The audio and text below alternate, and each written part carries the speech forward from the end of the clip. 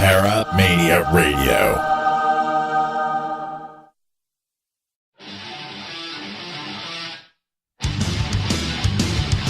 Now on Sunday night at 9 p.m. Eastern, 8 p.m. Central, join host Tim Malley as he brings you the most recognizable names in the paranormal field on Fox Cities Paranormal Radio. Look in my eyes, what do you see? The cult of personality.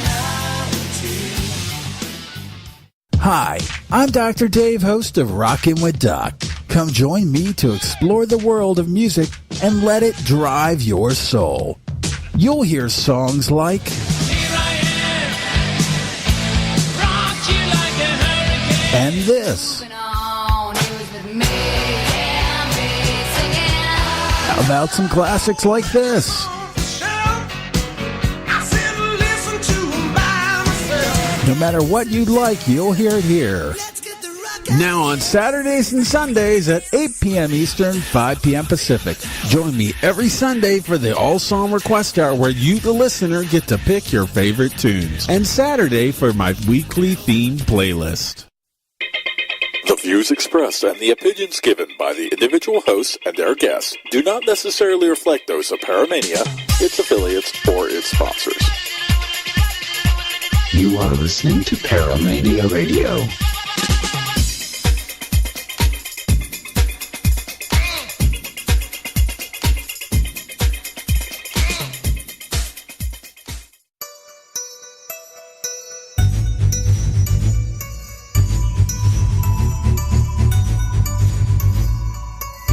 You're listening to the Parasearch UK radio show with your hosts Kerry Greenaway and Jay Lynch, right here on Paramania Radio.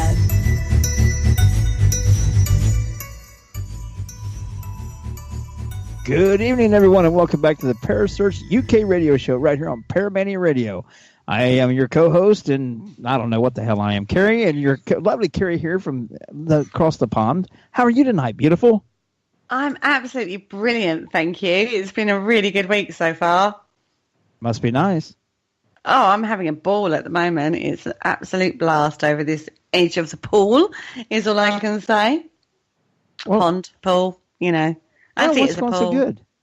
Well, you know what I think is a good part about it is we're actually back together for tonight's show, and I've missed you since last week. Well, okay, I talk to you about it every day, but anyway, we don't tell everybody that, do we?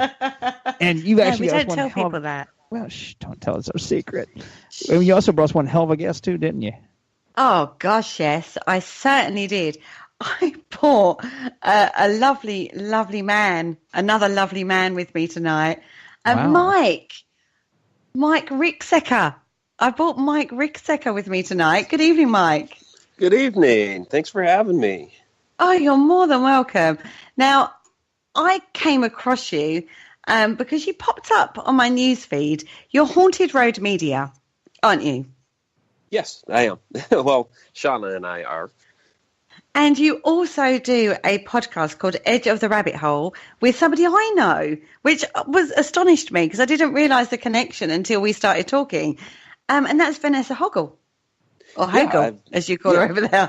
Yeah, Vanessa Hoggle. Yeah, I've known Vanessa for, I don't know, about 7 years now. We go back to Oklahoma together. And it's brilliant. You do loads. Oh, yeah. I've been I don't know. I'm always crazy busy. Edge of the Rabbit Hole is our Tuesday night show on the Haunted Road Media YouTube channel. Right directly after this show, I have a music radio show that I do, and that's Enigma Underground Radio. And then, of course, I do all the videos and everything on Haunted Road Media, write books. I'm going crazy, but I do a lot. You certainly do. Now, first of all, let's get us started. How did you get into this weird and wonderful world of the paranormal? How did you very first start? I got started when I was a kid. I had a experience when I was about 8 or 9 years old with a shadow person in my bedroom. And, I just woke up in the middle of the night. It was standing there in the corner. It did something really odd where it actually came up, interacted with me, across my arms, across my body. Of course, I'm trying to scream, but couldn't because I was just too frightened. And then after it did this to me, it ran off down the hallway. Of course, at that point, I got up, screaming to my parents and all that. But it really let me know that, okay, there's something else going on here. It's not just us. And, I've always been, kind of a spiritual little kid anyway. I grew up in the church. I grew up Catholic, so so that kind of doctrine was already kind of drilled into me. But it was like, whoa, there really is something to this, not just Holy Ghost, but ghost stuff. So kind of couple that with I read some Hans Holzer growing up. I really enjoyed ghost stories. I wrote little ghost stories at that time, along with little mystery stories and what have you. And my first investigation was when I was about 15 or 16 years old. Blimey, that's really young. Yeah. So I'm 43 now. So I've been involved for quite a while. Okay, so can you remember right back when you very first investigation, when you was that age? Can you remember where that was? Where was it? Yeah, I remember exactly where it was. My friend David and I, we were visiting our friend Lori at her house, and she lived in downtown where we were at, and it was just a small town, but kind of in the historic area, I guess. And she was talking about how she thought that her bedroom was haunted because every time that she would tack something up on her wall in her room, it would always fall down. And then she talked about how there was a family cemetery in the backyard, and she threw in there, well, and my house looks like the Amityville Horror too. So it's like, okay, let's go check this out. So very kind of amateurish type level. Three of us teenagers are going to go investigate the bedroom. They're the best kind of investigation. Oh yeah. So we're sitting there, putting stuff up on the wall and all that, and some things would fall. I was like, okay, could be gravity, who knows? But then my friend David, and I didn't realize this about him at the time. I found out really quick that he was a sensitive. And he put his hand to the wall. And all of a sudden, he turned like a bright beet red and started sweating profusely. And, so he had this adverse reaction to this wall. I was like, wow, I've never seen something like this before. And then from there, he started testing, all the walls upstairs in the upstairs area, seeing, what were the hot spots and all that. So, that was our first little investigation. So even at that level, even at that young, you still try to find the logical and the rational. Well, yeah, because it's, I guess, I've always believed at some level. I've always believed in the supernatural, the paranormal. But you grow up on Scooby-Doo. And yeah, you do. With that cartoon, it's like there's always some sort of logical explanation as to why everything happened. And so you kind of learn from Velma that, she would always try to tell you there's no such thing as ghosts, which I knew wasn't true. There were, real things. But yeah, it's kind of funny. I mean, you're talking at a very, simplistic type level, very childish type level, but that was our influences at that age. So it's like, okay, let's try to see if there's a logical explanation for it first, and then we'll take it from there. So out of all the Scooby-Doo characters, you're a Velma? I don't know. I mean, everybody likes Shaggy and Scooby because they're so goofy and everything. But, Velma, she always did like the mysteries, and I know in the later cartoons she had like her own mystery bookshop and all that stuff. And I have read mystery stories, so it's like, okay, yeah, it's kind of on that. We're kind of on the same level there, except for the fact that she wasn't a believer in ghosts, and of course I am. Yeah, that's true. So, Jay, what would you say your Scooby-Doo character is? Scooby-Doo? Who the hell else would I be? I sure as hell can't be Fred. I don't have that dash. No, I can't be Fred. No, yeah, I'm a Daphne. I can't see Jay wearing an ascot. No. It doesn't go with bibbed overalls. No. It definitely doesn't go with the overalls. It just clashes so much. Oh, bless you guys. Sorry, went off topic there. So, and from that point, you went on, didn't you? And you basically investigated on and off since throughout your life. Yeah, at that young age, it was really on and off. It was more kind of exploring a little bit more myself, trying to dig up as much information as I could, because back then, there wasn't this great glorious thing that we now call the internet, where we now have access to all this information. We're able to connect with a lot of people, and I was in a small town, so I would go to the library and look up the whatever paranormal books that they may have, and they really didn't have a whole lot. No, so, I remember those days. Yeah.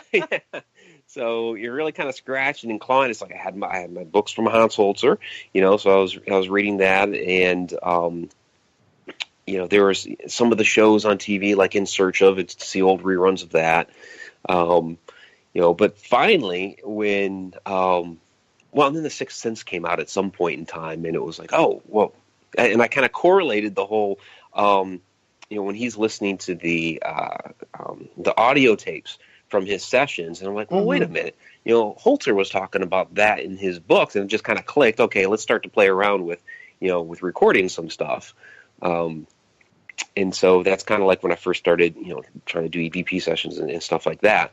But yeah, then once the internet kind of came around, that's when I started connecting with people, started going out to forums and bulletin boards, and talking about experiences, and because I had a very almost it's kind of funny, almost out of body experience when I was a teenager as well, and so I was trying to also find out more information about that, like what in the world happened to me there.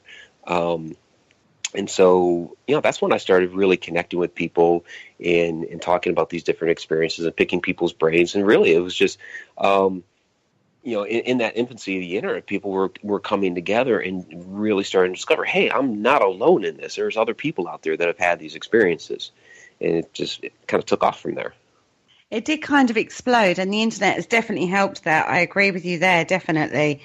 Now, one thing I want to go back to, you talked about EVP, you talked about recording. Now, what's your preference with recording EVP? As Digital? far as, okay. Digital or the old style cassette?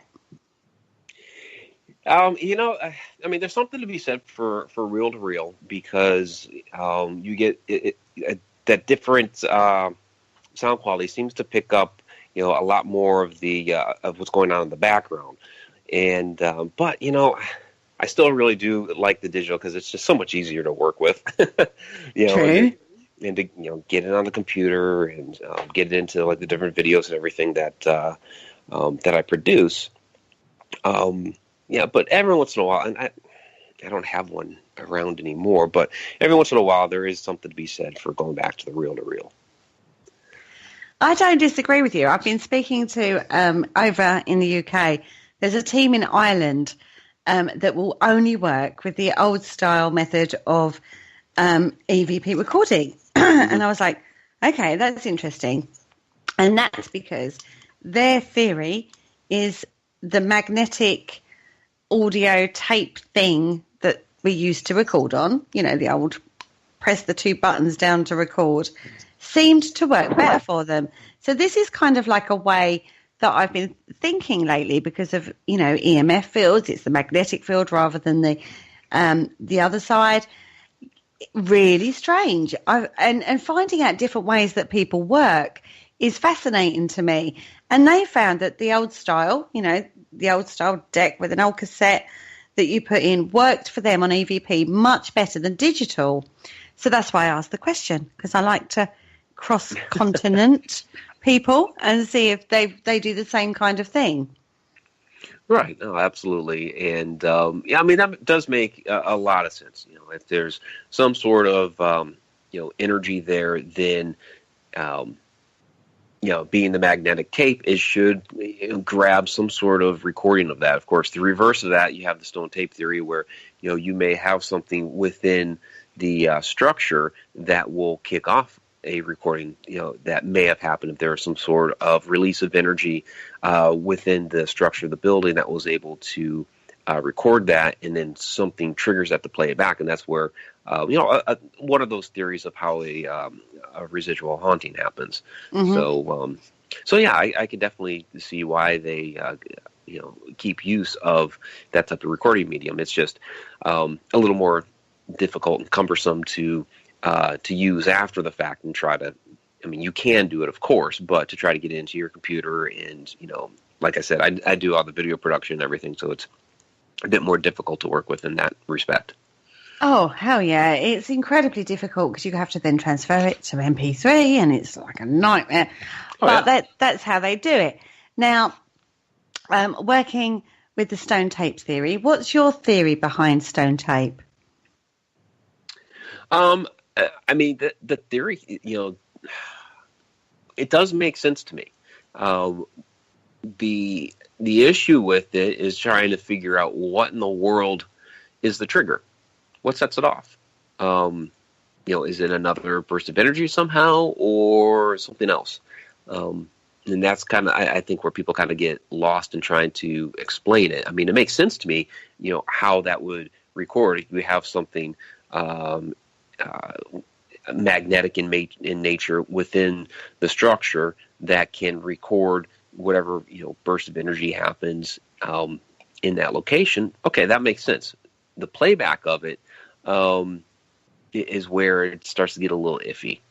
So I think if we can dive into that a little bit more and maybe discover how that kicks off. Maybe you can, if you discover what that trigger is, maybe you can make that residual energy play back again and again. Stone tape theory? I have no idea what you guys are talking about on that one.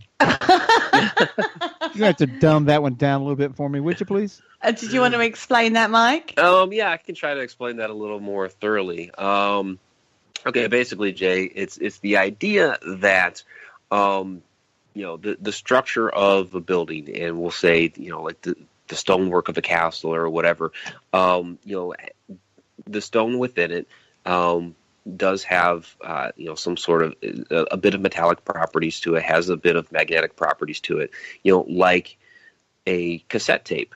And so when there's some sort of energy release nearby it, that that magnetism can record that energy into the stonework or the structure, and just again like a cassette tape.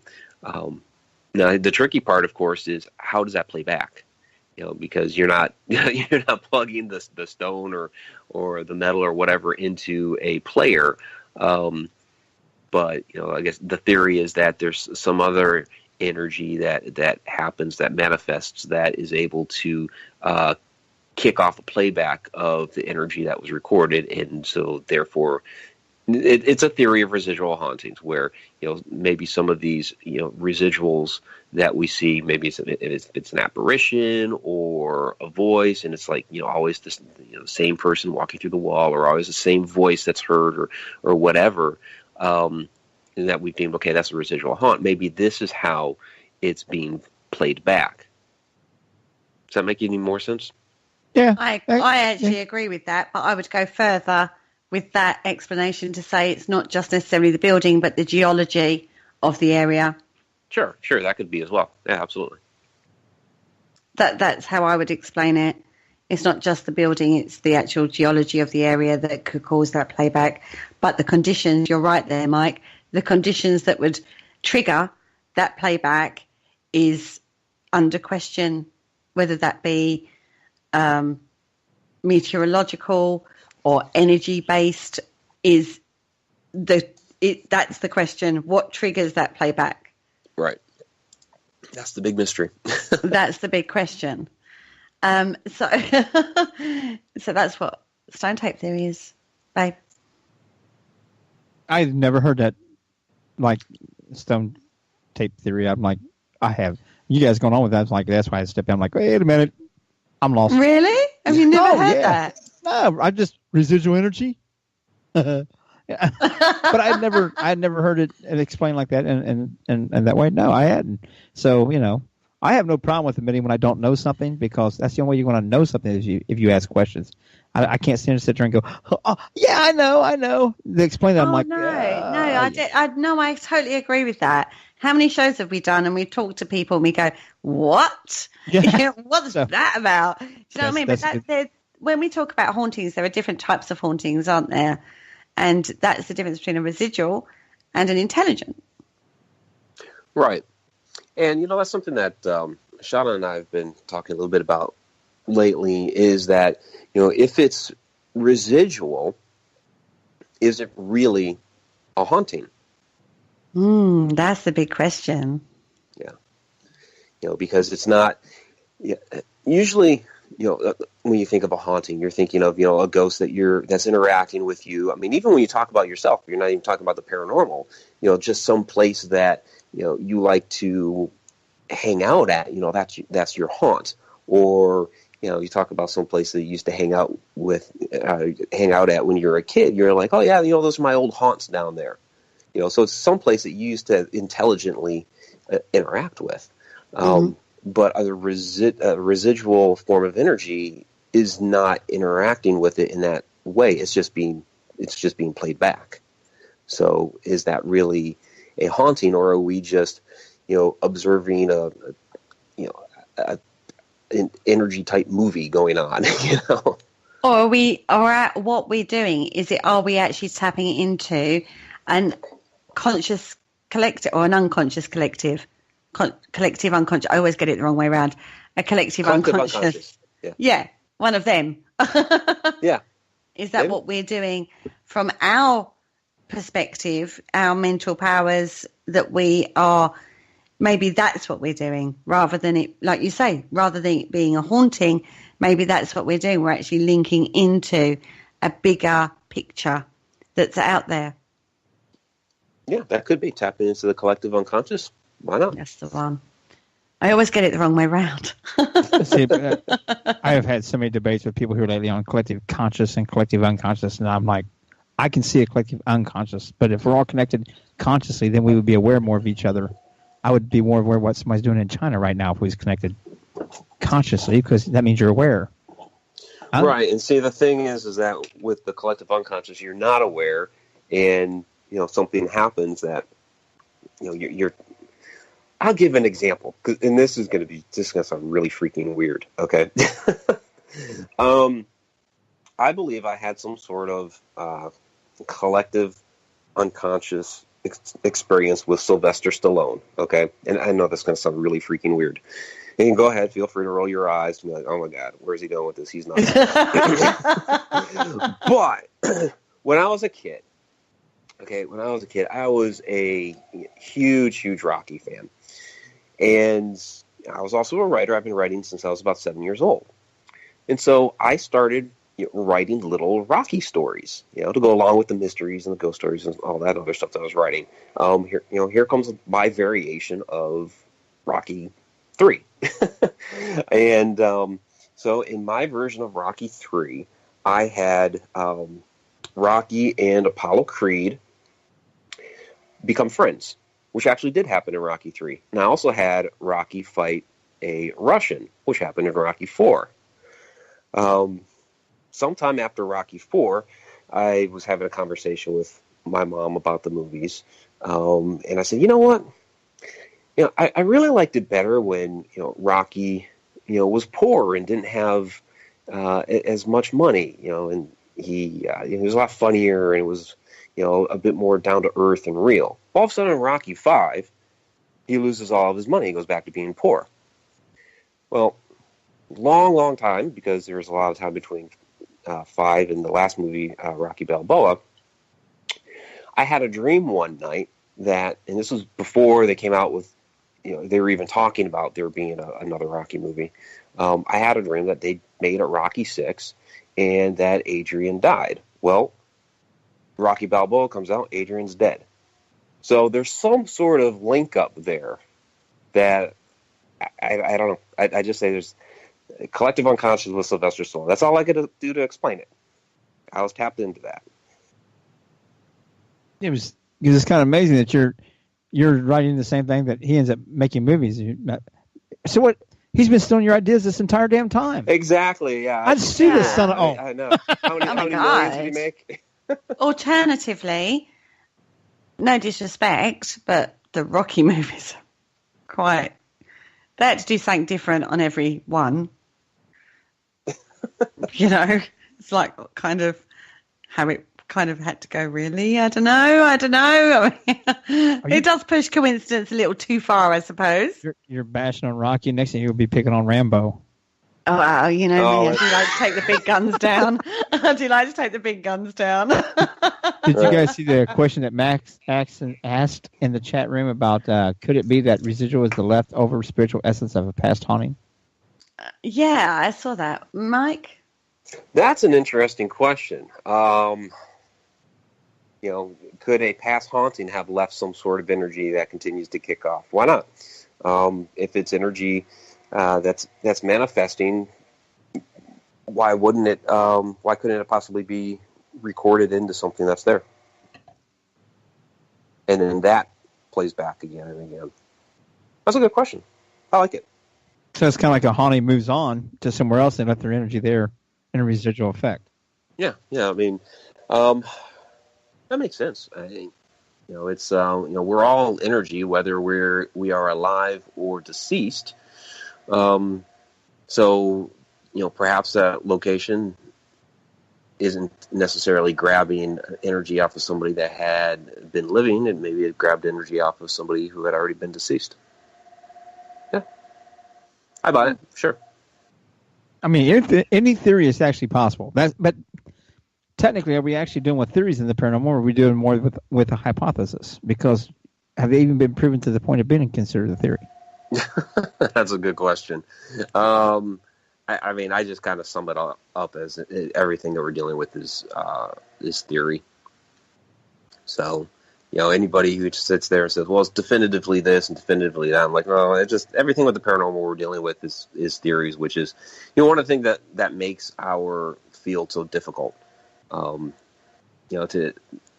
try to prove anything scientifically is extremely difficult because you can't make the paranormal happen on demand. I agree. So you can't ever have a control object to run an actual scientific experiment. That's very true, but you can put controls in place. You can attempt to. Yeah, you can try to, depending on the location. Yeah. So going on to locations, out of all, bearing in mind you've been investigating a long time, what is the most bestest, favoritist location you've ever investigated? There's a difference. There's a difference between the locations I've picked up the most paranormal activity from and my favorite. And I actually just put a video together a few weeks ago of my top 5 paranormal investigations, and they're based on like single investigations. My favorite place it has become the Goldenrod Showboat. It's where I first met Shauna at. But it's not just that. It's the type of energy that's there, the experiences that we've had there, type of evidence that we've caught there has been fantastic. It's been a cumulative of a number of different investigations. I would say my favorite haunted house, and the investigation with kind of almost craziest stuff that's happened, would be the Stone Lion Inn in Oklahoma. So, I don't know. I mean, there's been a lot of great places, and it's really hard to, pick and choose over favorites. But those would be my 2. Okay, and you say it's got nothing to do with the fact that you met your lovely Shauna? I think it might have been the energy you two created. There might be a little bias there. There might be a little bias there, but still, it's a fantastic location that I really came to get familiar with. Some of the spirits that are there, some of the activity that's going on there, and really, we can't get on it anymore right now. Hopefully we'll be able to again at some point, but it's kind of in peril right now, and we may lose the location. But there was some different activity that had been happening there recently that that we were starting to investigate a little bit further, where there were these twinkles of lights that we kept seeing within the boat. And then the one time that we were there, it was just after an event that we had done. There was only 3 of us left, and we're just kind of chilling out and talking. And of course, that's when everything always happens. And there was this translucent yellow ball of light that just started dancing around the showroom for like 4 or 5 minutes. And of course, there were no other sources of light other than my flashlight, which was laying on the ground. All the windows were boarded up and all that stuff. So we're just watching this thing just dance around, and it was really, really interesting. And so we started doing a little bit more research into fairies, because that was the first thing that popped into our minds was that a fairy? Jury's still out on that. It may have been some other form of spirit, but being that close to the water and everything, we started looking into that first, and we're going to keep investigating that road further, but now we can't get on there. Oh. Why? It's a ownership thing. It's an illegal battle right now. So the people that own the land want to get rid of the boat.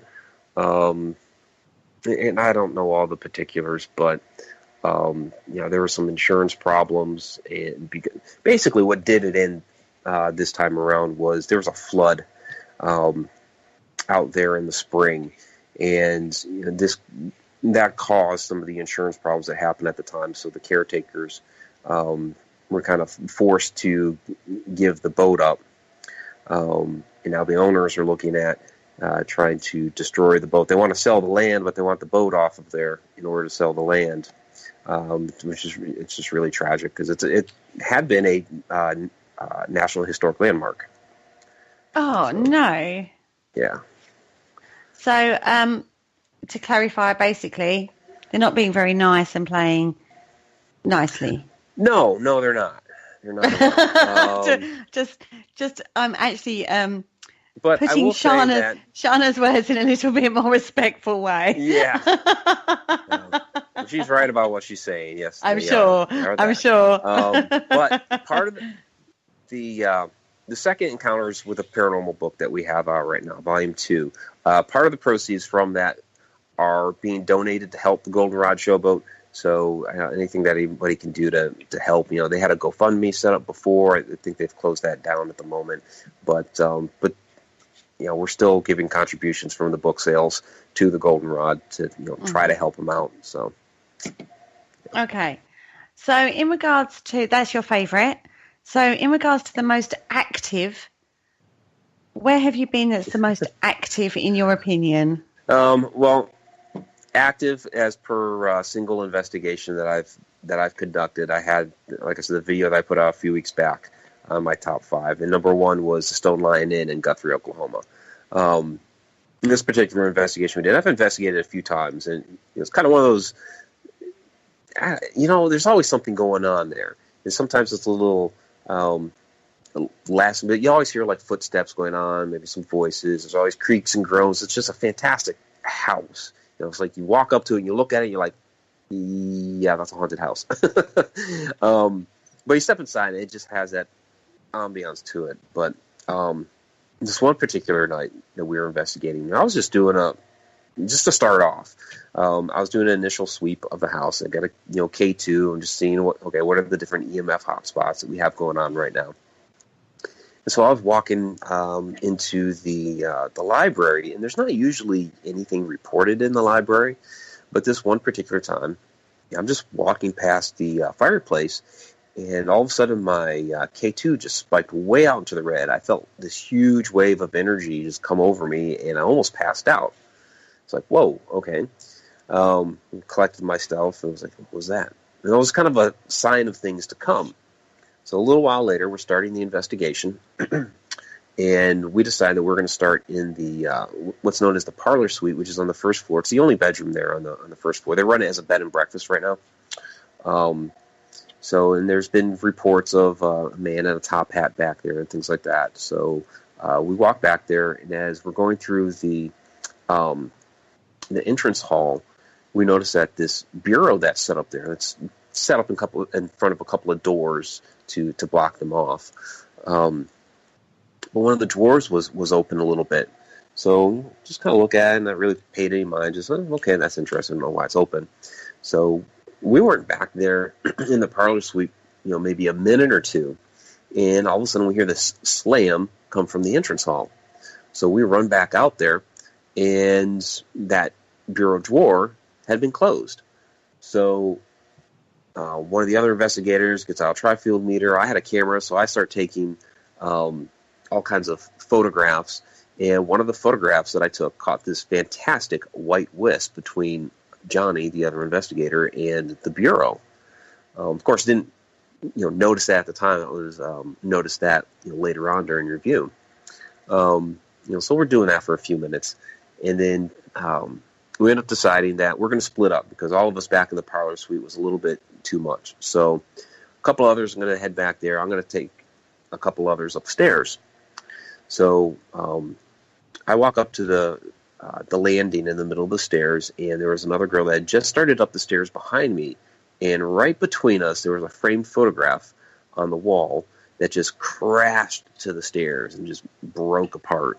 And so there's just a lot of stuff that was all going on at one time. And later on in the evening, I know somebody caught a shadow, and there was a door that, I can't remember if it opened on its own or closed on its own, one of those two. So it was just a really, really fantastic night with a lot going on.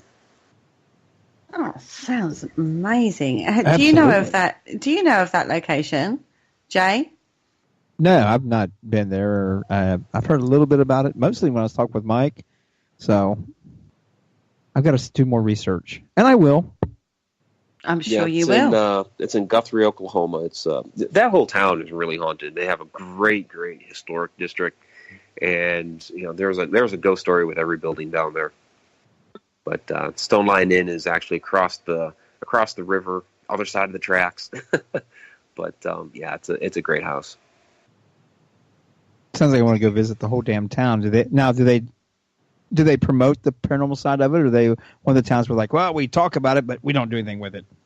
The town is kind of split on that. There's some people within the town that don't want to talk about it. I mean, there's a Masonic temple there.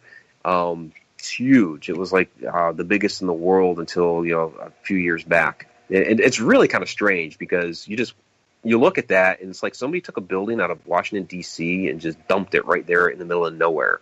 Wow. But they also have down the street from there this. It was an old orphanage. It was Masonic Children's Home. So there's a lot of stories associated with that, and they don't want to talk about anything to do with that. So there's some people there, like the Masons, that don't want to talk about the different stories. There's some stories from the temple as well. They don't want to talk about it. But there's others, that live downtown. Like there's this one location, the Black Jail, which was the first territorial prison out there. And the one time that I was down there, there was the people that lived across the street there at the time were just kind of sitting out there on their porch. So I walk over and I start chatting with them a little bit, and they're talking about the woman that's seen crossing the street. I guess their house was on top of where the gallows had been. The one prisoner that always peeks through the window. So then you have people downtown like that do admit to the different hauntings that are going on there. So it's kind of a mixed bag, but it's a great town if you can ever get out there. So, Kerry, when you come over to visit, we're going to head there, right? Well, yeah, I think that's a given. Now, mind you, Oklahoma is a little ways away from Ohio. How far are we talking here? We better fly. Oh, yeah, it's okay. It's a good 1,000-mile drive from Whoa. Ohio. See, she's over there in the UK, and she has no concept that the distance is over here. No idea whatsoever about how big the United States is in relation to how big the UK is. It takes about 4.5 to 5 hours just to cross from the top to bottom of Ohio. Yeah. Sheesh. That's just one state. That's just one state. Yep. See, on a map, it don't look that big. It really doesn't look that big. But you're looking at a flat piece of paper. I don't give a shit how big your globe is. It's still bigger than that. You know what? I think my trip is extending to a month now, not just like a couple of weeks. We're talking like a whole month. It'll take you more than a couple of weeks to see all that you want to see.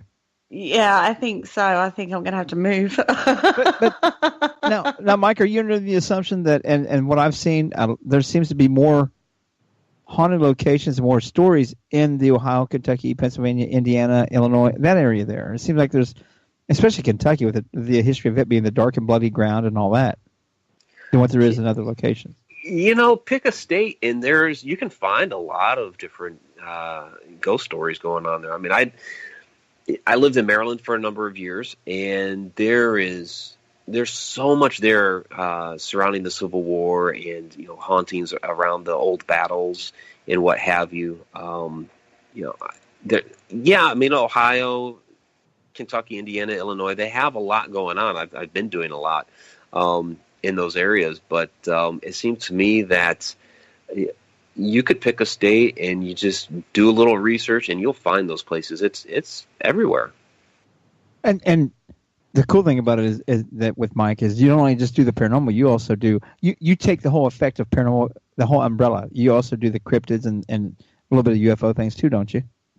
A little bit. It's I mean, I think they all are associated. They all play together. I mean, my books are mostly the the ghost stories and the hauntings and all that. But I do work on some other supernatural phenomena as well. Yeah. So that's what I like is when people actually look at the paranormal as paranormal. Yeah, you know what I mean? Whole. Yeah. I think they're all related. Oh, absolutely. And I enjoy paranormal investigating. Don't get me wrong, but I also love my activity that I've been working with the cryptid side and also with urban legends. Urban legends to me are amazing because somewhere in there, like anything else, even with a good paranormal or a ghost story, there's a shred of truth in there somewhere, and finding that shred, finding that little shred is the fun part. Yeah, that's the whole mystery of it all, and to really dig in there and research and find those grains of truth. Yeah, I absolutely love it. I mean, we have one up here. You've probably heard of it, Jay. The supposed Gore orphanage. Yes. Yeah, it's that that poor story. It wasn't an orphanage. I mean, there was an orphanage in the area, but it wasn't the Gore orphanage. The two names are totally unrelated, except for the fact that they appended the name orphanage at the end of Gore on the road, because it came along later on. But the building that they always call the Gore orphanage was a mansion. And there was two families that lived in it. It eventually became abandoned. There was an orphanage that later came into the area called the Orphanage of Light and Hope.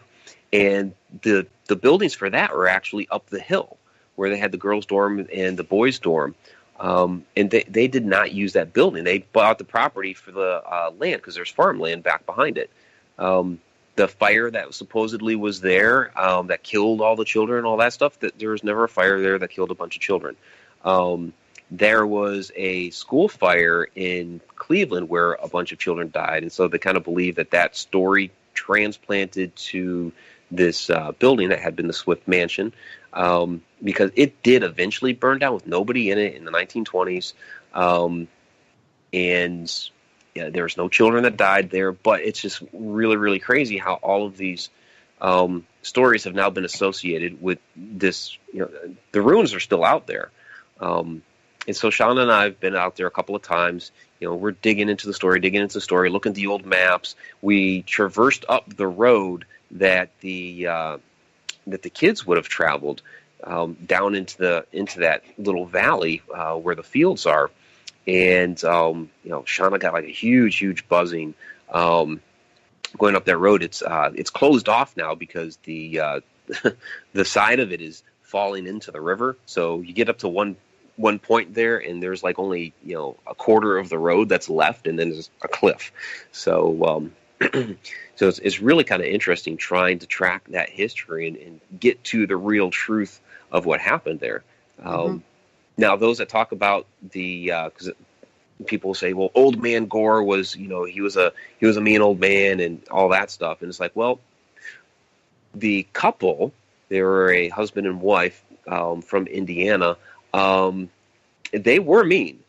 They did abuse the kids, and there were articles in the paper about how they were under investigation and all that stuff.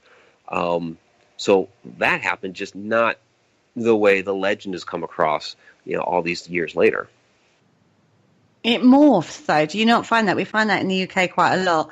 A story will happen and then morph through the centuries, and it's, like you say, it's the research and it's the picking apart of the story that's part of the chase of investigations. Oh, absolutely. I love it. It really is a mystery. And remember what I was talking about earlier, I grew up, writing little mystery stories. So that's a big part of this, is trying to discover what that original truth is and how these stories have, changed and morphed over the years, like you said. Yeah, it's fantastic. Yeah, it's part of the fascination of it all, really, is the picking apart of the alleged haunting or the alleged mystery surrounding a location. I mean, over here, we have a lot more unpicking to do, and sometimes it's impossible. Do you find that over there? Yeah, well, I mean,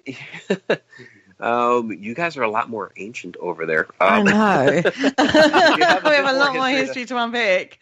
Right. Our history, before America was colonized, is the Native American history, which wasn't really documented. You have, stories that have been told over the years, and there's legends there, and that's really, really hard to, try to decipher. Where, over there, in the UK, you have written history that goes back to the very first centuries. So so you have a lot more deeper, even written history that you can dive into. You have buildings that have survived over time. You have walls like Hadrian's Wall out there, and you have Stonehenge and all that. Where here, we have some earthworks. Ohio has earthworks from some ancient Native Americans, but it's a lot. In that sense, that's a lot more difficult to really deal with. You at least have some tangible stuff that goes back that far that you can try to decipher some things. It's very difficult because although we have those sites and we have archaeology that have worked out what they think happened, we have very little in documentation. In the same way, it's the same thing, really. It's a tailored documentation. Tailored documentation. A tailored documentation, I think I'm going to go with it. I'm researching actually a very recent, in regards to history, case at this moment in time, and it's incredibly difficult to pin. I'm talking living history from the 1970s. I'm trying to pin people down. It's still incredibly difficult. So if it's incredibly difficult from recent history, go back another 100 years, it's even more harder. Oh, what I mean? It starts to fall apart. Sure. It really does start to fall apart. And a lot of it is hearsay and dragging through records and going to places and looking through old documents and stuff like that. It's so hard to do. How much of that do you do? How much of that do you have? I mean, we have quite a lot of, like you say, documentation going back probably further than you guys. But, how much of that in real life libraries rather than internet searching do you actually do? Well, I try to get into as much as I can. It really depends on the amount of time that I have. But when we are working on a case, we scour the ends of the earth trying to find whatever we can. Even if it's something local. Like we really connected with a particular family at a cemetery as local to Shauna, and we're going through whatever records we can find, old newspaper articles and what have you, to find out any information about the family. We found out some information about the father. Found a picture of him, a Civil War photograph. We're trying to find more information on the children because they've really resonated with Shauna. And so that's proved to be a little bit more difficult because the 3 boys died extremely young. The 2 girls lived into adulthood, and so we're trying to discover what happened and then why they died so young. And so that's any records that we can find at the library. We have to make a trip up to the Lincoln Library in Springfield, Illinois, because we found that they have some old newspapers up there to sift through. But we'll dig and dig and dig until we can solve the mystery. Whether it's land records, old maps, journals, newspapers, what have you. We'll dive into it as much as we can. And this is one side of investigating that people don't realize, is that you can spend hours, and I'm talking hours, going through, and you will find maybe one teeny tiny nugget of information in hours worth of work. And that's the side of investigations that a lot of people miss. They don't realize that, do they? No, a lot of people don't. I mean, to me, that's one of the most enjoyable things about this is doing that research and getting back into these, old records and, just seeing the, how things were done. I mean, there's been times I've read personal accounts from people that, were like the first pioneers into an area, and just their descriptions are, absolutely fascinating. So I think it's something that people do miss, but really, really need to look at more, because it's a huge part of what we do. It is, we are. I like to say that one of the things that Shauna and I do with Haunted Road Media is that we are trying to give a voice to the people in the past. They have a story to tell, and so part of that is going to be from their history in the way they lived, and whether it was how the town was set up, where the different people that were in the town, all of that plays into it. How they did things back then. It's all a part of it. That's all part of their story. Oh, I completely agree, because there is that take it out of context factor. What we view now is not how it was viewed back then.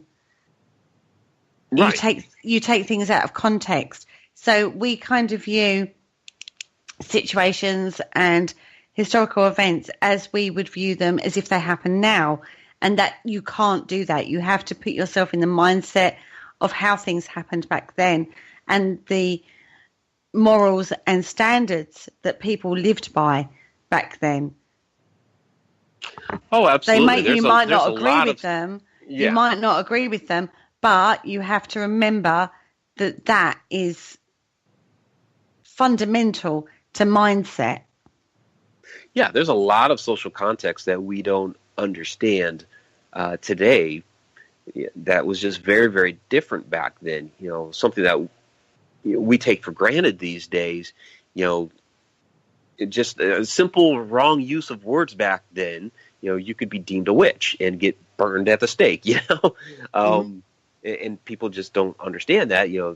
Today it'd be like, whatever, it doesn't matter. But back then there were a lot of different social implications, even if it wasn't, you were deemed a witch and all that. It could still be some sort of heresy. Maybe you're deemed an outcast.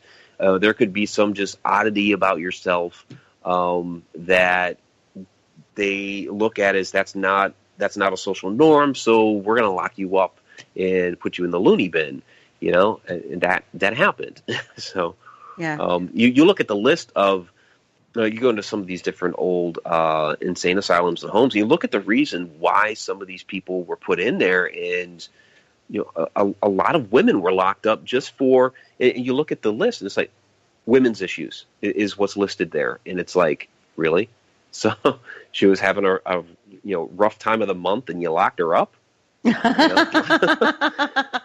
Very true. Wow. No, not resonating with that at all. I hate to cut in on you two right now, but we do have about 3 minutes left. How can people find you besides on the radio show here and many other radio shows that you do? Yeah, you can find me MikeRicksecker.com or HauntedRoadMedia.com. There's also our YouTube channel, Haunted Road Media. Please go out there, subscribe. We have over 300 videos out there, dealing with the paranormal, supernatural, all those adventures that I've been talking about that we've been on. There's videos of those out there. So please go ahead and check all of that out. So, and of course, I'm on all the different social media like Facebook and Twitter and all that good stuff. And I'm already a subscriber and have been for a while, and you guys go check them out. They're absolutely amazing. Thank you. And Dave just put the link in the chat room, so thank you, Dave. And we've been sharing the links all evening through the Facebook live feed and our Paramania feed as well. So, and we will do so on Monday when it goes replayed out on Parasearch Radio through the Spreaker app. Now, before we disappear, we've got 1.5 minutes to go. Last thing, do you feel that TV shows are ruining the paranormal field?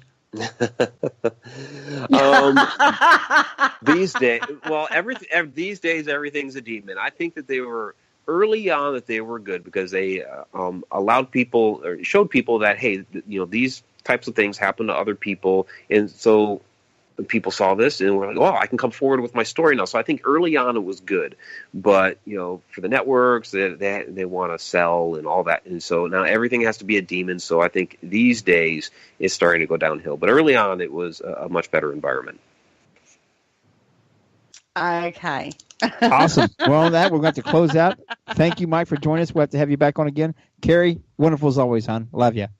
I love you too, Jay. Thank you so much, Mike, for joining me. That's been absolutely brilliant. I'm going to pin down your co-host on your edge of the rabbit hole, Vanessa Hoggle, however you say it over in the US.